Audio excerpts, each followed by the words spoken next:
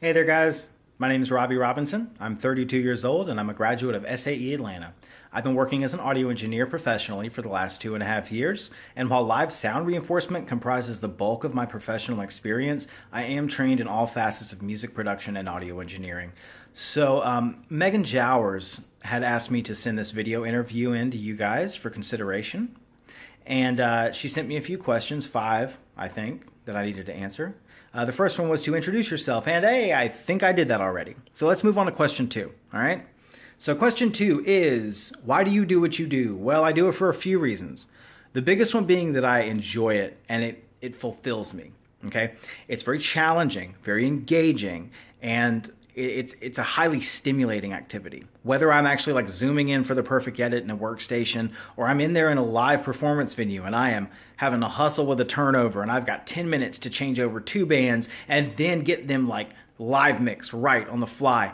It's a challenge, but I love it. Okay? If all I cared about was a check, I would have kept bartending and serving because, to be honest, I made double or triple the money handing people a beer or dropping food in front of their face. Really. But money does not actually matter in that capacity. Yes, we need it to live, but money does not make you happy. And that's something that I've had to learn time and time again.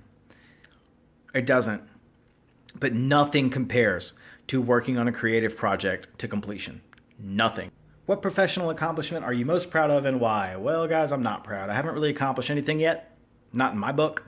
I can send you a few completed albums that I've done. I can send you a link to my professional portfolio with my best works listed up there for people. And yeah, I consider them quality. I think they're good. I think they're mixed as well as they can be. But I wouldn't say I'm proud of them. I take pride in my work, but I'm not proud of what I've accomplished. There's so much more that I believe I can accomplish in this lifetime. I'm really just getting started, and I just don't feel I have anything to boast about yet. So let's move on to, what do you do outside of work to improve yourself as a professional? Well, I like to take a few hours a week cultivating new skill sets that I feel are synergistic with my trade, okay? So video production is something that I hope to improve upon over time. However, that's taken a backseat due to my background in information technology, okay? A lot of the guys and girls that I went to school with, they're coupling their audio degrees with video production degrees, and naturally so. I mean, they go hand in hand. But my background, that's not natural for me, okay? I grew up in a family surrounded by computers, and I have a heavy IT background just by nature. Very good with computers, very good with networking and things like that. So it made more sense for me and my career path to try to switch that up and couple it with something in software engineering. And I plan to go back and finish my bachelor's in software engineering over the next few years. The reason is I want to do sound design for video games, okay? And to work in that field, I need at least a bachelor's level education as well as a clear understanding of software engineering. I mean, if I want to do that, sound design for games, music for games, game audio, then I need a different type of skill set. Now, while audio post and audio for video does interest me, and it's something I would do in a second, you don't need a degree in video to do audio for video. You don't. They're separate, okay?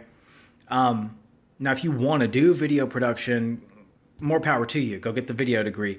That just doesn't appeal to me, and it's not as natural for my skill sets. As you can see right now, I'm on video trying to make a basic video, and I'm not as natural with it.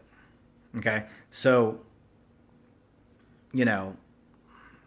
I've just been leaning into the software engineering side. Currently, I'm studying C#, JavaScript, and PHP. I have a pretty good grasp on HTML and CSS.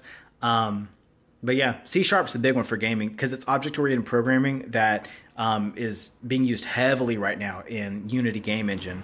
So I've been making a clone of a PlayStation game called Sheep, and that one was made in a two-dimensional game engine, probably actually made in assembly, but It was made in a 2D engine for PlayStation, but I've been making a 3D variant in Unity. I've been using steering behaviors to try to control the AI of the sheep's herd, but I think I need to be using context behaviors because the AI on a steering behavior, it's just not smart enough. Context behaviors give the game objects the ability to make decisions based on variables. If how do I explain this? If A is 1, then do B. Not on-off triggers. Steering behaviors are more on-off versus if-then. That explains it pretty well. Steering behaviors are on-off switches where context behaviors are if-then scenarios. They're more traditional variables. So, yeah, anyway, coding is cool. I love coding. I can't wait to be working in the games industry long term. Let's go ahead to the last question, though. So what are some of my interests and hobbies outside of work? So most of my interests and hobbies, they do revolve around a screen, okay? I'm heavily into research. I will spend hours online just researching, reading up on neurophysiology or history or things I didn't get enough of in school. I don't really read fiction a lot. It's really reference materials, nonfiction. I'll read a case study before I'll read Harry Potter.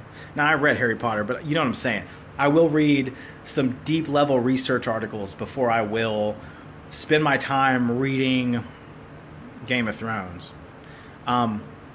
So let's see, what else do I do? I like learning new things and reading nonfiction. It just relaxes me. I watch documentaries a lot, social documentaries. But I write articles for people. I do that. That's a thing I do. I run an online clothing store. Yeah, I do that too. We work under a licensing-based retail model. So the idea is to reduce overchoice to the consumer in the e-commerce market by taking 3 to 5 of the best independent designs that I can find through Instagram and Etsy and other saturated sales channels and consolidating them into kind of just a retail market. Some of these designs are a little provocative. They're not going to get picked up by Target. They're not. They're too edgy. And so I can take them and put them in a storefront and give, we'll have a working profit margin or whatever, and basically get them paid and get ourselves paid. We kind of work on a commission basis. But yeah, I run that, and that gives me a lot of opportunities to use some of my creative skill sets just in my own way. I get to use my graphics design skills there. I get to use my web coding skills a lot there. I get to use my marketing skills. I have about 8 years market research experience, marketing and branding and stuff. And so I get to use those skills in this little project. So we've actually started sponsoring skateboarders as a cheap, accessible form of social influencer as well. And, it's been nice because it gives me a little bit of pocket money, but it's a lot of fun. I like to create things.